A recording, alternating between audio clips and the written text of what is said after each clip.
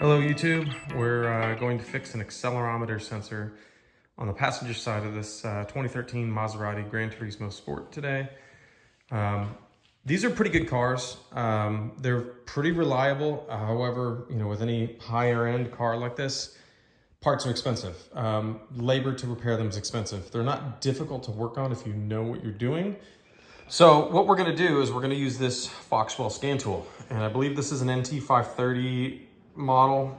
You can get these on Amazon. They're about 150, 160 bucks. They're not horribly expensive, but they're not cheap, right?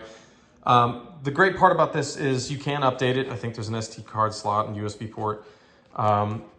And not only will it read the OBD2 codes, but it will also read some of the codes on, quite a handful of the modules that are already on here. The Maserati, like suspension modules, ABS, things like that. Transmission, I think also too. Which you can't actually read with just standard OBD2 codes normally, or it won't give you as much information. You might be able to read some of the stuff, but it's pretty generic, so to speak. Okay guys, so I have the Scantool here plugged in, car is powered on. And we have that yellow shock absorber there, okay? Well, you can't see it now because it just went away. But normally when you start the car, there it is. When you start the car, that's on all the time. Now, I haven't really noticed any difference in the way that the car drives, but it's basically giving you a check suspension light, telling you, hey, something's wrong, basically check it out. So what we're gonna do is we're gonna go to Maserati here on the Scantool, and we're gonna select GranTurismo here. We're gonna do a quick scan. Skyhook suspension, fault 1, okay? So that's our issue, we've got it here, and if we click on enter, that's our code. Right front wheel acceleration sensor maximum threshold exceeded. C1021, active. If you clear this, it will come right back immediately. It's a hard fault, which basically means there's either a broken connection in that sensor or the resistance is too high or something. It's basically actively broken. So I've already taken the wheel off once in the car just to see if it was something simple and stupid.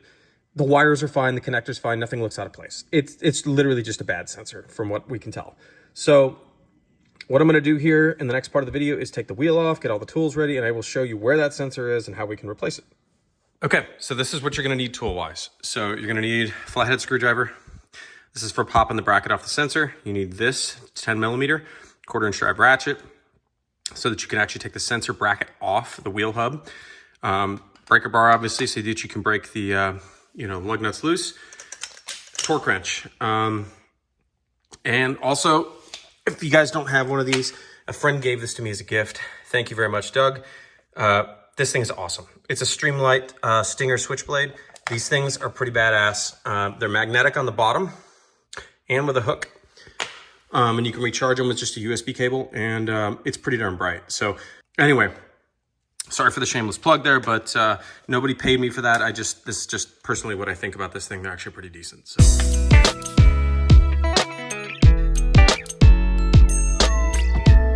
Get the wheel off and see if we can show you this. So this, right, I believe it's this. Let me look. So. Yes, right here. I don't know if we're gonna be able to see this, but you see that black box basically with the wire coming up? Comes all the way up here. Okay, basically, this right here, which if you trace it, it goes all the way up under here under the fender liner. And let me get a light in here so you can kind of see. It's not perfect, but it goes a little bit behind the fender liner here. So I can't really get the camera in there to see it, but the connector's right there. So this shouldn't be too difficult to disconnect, replace, and put in. Okay, so we have the sensor out, and this is for the passenger side. This is the original passenger side sensor. That is actually a sensor for the driver's side. Now, before you go saying, oh, well, that's kind of stupid, you bought one for the driver's side, one little fact here. I don't know if I can show you these, but there's the same sensor. The only difference here, if you look at it, is the silver brackets. They're just facing the opposite direction. So all you really have to do is pop the bracket off of this thing, swap it onto this one, bolt it back on the car. You can actually pry and pop it off pretty easily. So Pulling it by hand, probably not going to work because, you know, it's been sitting in there. It's been, you know, there's probably a lot of heat because it's by the brakes. It's probably heated and, you know, expanded and contracted a million times. So it's probably difficult to, you just pull out by hand. But using a little flathead, it'll come out pretty easy. Okay, so here we are. The sensor's been replaced. What we're going to do is we're going to go ahead and rescan it. So we're going to go into the Maserati menu, GranTurismo, quick scan. It's going to go through. Skyhook. And let's clear the codes. Ignition is on, yes. And the engine is not running.